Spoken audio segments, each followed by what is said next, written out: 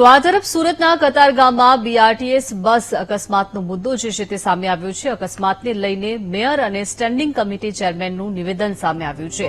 તમામ બસ ડ્રાઈવરના લાયસન્સને ફરી ચેક કરવામાં આવશે. ડ્રાઈવરોનું કાઉન્સેલિંગ કરવામાં આવશે. સાથે સાથે હવે કોન્ટ્રાક્ટર અને ડ્રાઈવર સાથે મીટિંગ પણ કરાશે. તો અકસ્માતમાં કોઈનો જીવ ન જાય તેવી કાર્યવાહી કરવામાં આવશે. અકસ્માત કરનારા ડ્રાઈવર સામે કડકમાં કડક કાર્યવાહી કરાશે.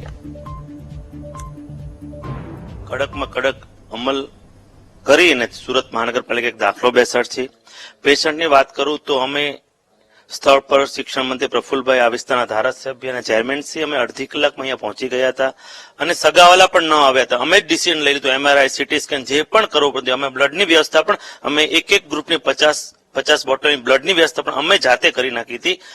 એટલે અમે લોકોને ઉત્તમમાં ઉત્તમ સારવાર અત્યારે આપી રહ્યા છીએ. ત્રણેક પેશન્ટનું રાત્રે ઓપરેશન કરવા પડ્યા, પ્રાયોરિટી ધોરે એ ત્રણના ઓપરેશન કરી રહ્યા છે અને અત્યારે એને ઓબ્ઝર્વમાં રાખવા આવ્યા છે.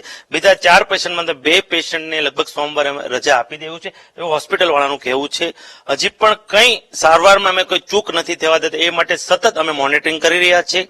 બસની વાત કરો તો અમે 1 મહિના પહેલા જ તમામ કોન્ટ્રાક્ટરને અમે એક મિટિંગ કરી હતી અને ત્યારે પણ અમે કડક પગલાં લેવા તમામ કોન્ટ્રાક્ટરને અમે સૂચના આપી દીધી હતી.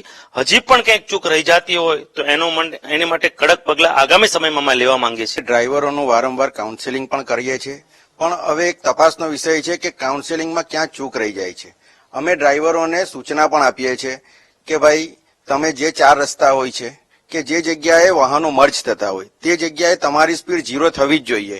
તેમ છતાં આવા અકસ્માતો સર્જાય છે તે ગંભીર કહી શકાય. તેના માટે અમે તાત્કાલિક બધા કોન્ટ્રાક્ટરો અને એ લોકોની મીટિંગ, અધિકારીઓની મીટિંગ બોલાવી છે અને ભવિષ્યમાં આવા એક પણ અકસ્માત નહીં સર્જાય તે અમારી નેમ છે. હવે